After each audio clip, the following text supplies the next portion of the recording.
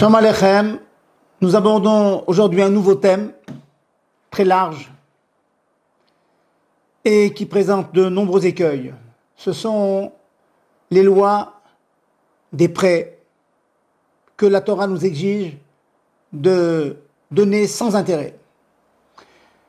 Sachez que parmi les 613 mitzvot qui sont là pour nous raffiner, une qui est particulièrement difficile et qui consiste à nous obliger, c'est une mitzvah de prêter à quelqu'un qui est en difficulté, et même une personne, pas forcément en difficulté, mais qui voudrait monter une affaire, eh bien c'est une bonne chose plus qu'une bonne chose, c'est une mitzvah de lui prêter de l'argent sans intérêt. Même si en période d'inflation, où la valeur de la monnaie et de l'argent peut baisser, nous sommes tenus de prêter sans intérêt. Cette interdiction touche le prêteur, l'emprunteur, les témoins, ceux qui préparent les documents, ceux qui aident les personnes à emprunter ou à prêter. Toutes ces personnes sont concernées par l'interdiction.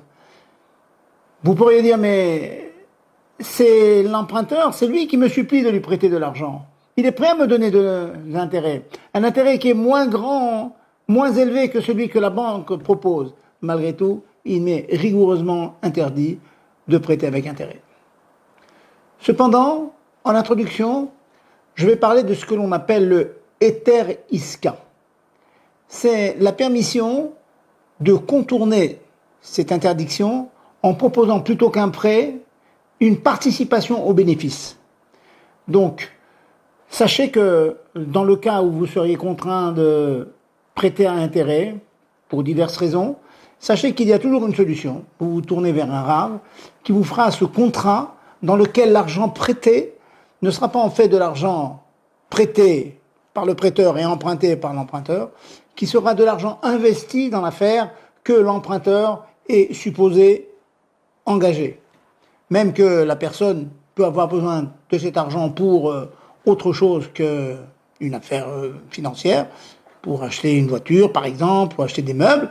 Malgré tout, sachez qu'il y a toujours cette solution qui s'appelle le Heter Iska, la permission d'association, et qui permet donc de pouvoir, le cas échéant, prêter ou emprunter avec un bénéfice. Nous parlerons plus tard des détails de cette opération.